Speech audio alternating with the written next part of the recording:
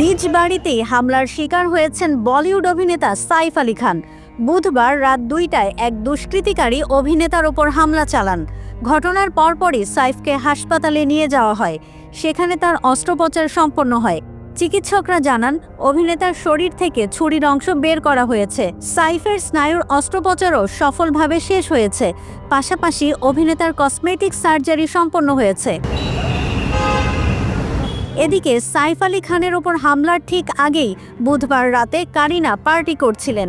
দিদি কারিশমা কাপুর এবং ঘনিষ্ঠ দুই বোন সোনাম কাপুর ও রিয়া কাপুরের সঙ্গে ঘরোয়া ডিনার চলছিল তাদের। কারিনা নিজেই তাদের ডিনারের একটি ছবি শেয়ার করে লেখেন, গার্লস নাইট ইন। এর কিছুক্ষণ পরেই হামলার শিকার হন সাইফ। তবে ঘটনার সময় কারিনা কি সাইফের পাশেই ছিলেন নাকি পার্টি মুডে তখনও ব্যস্ত ছিলেন তা নিশ্চিত হওয়া যায়নি। যদিও পাপ্পারাজিদের ক্যামেরায় চিন্তিত অবস্থায় হাসপাতালে দেখা মিলেছে অভিনেত্রীর।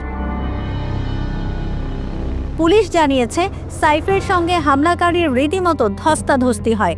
তারপরই অভিনেতাকে 6 বার ছুরিকাঘাত করে ওই দুষ্কৃতকারী। এ সময় বাড়ির অন্যান্য সদস্যরা চেঁচামেচি শুরু করলে হামলাকারী পালিয়ে যায়।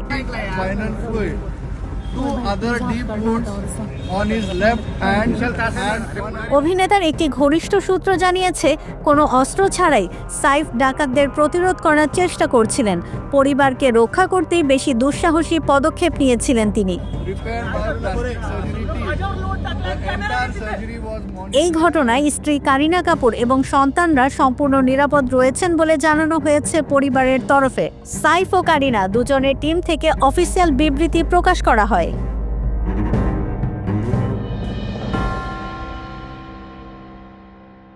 কেউ না বুঝলেও আমরা আপনার প্রয়োজন বুঝি, আর তাই তো অত্যাধুনিক ফিচার সম্বলিত বিভিন্ন সাইজ আর কালারের 250টিরও বেশি ডিজাইন অপশন নিয়ে ওয়ালটন স্মার্ট ফ্রিজ বোঝে আপনার প্রয়োজন।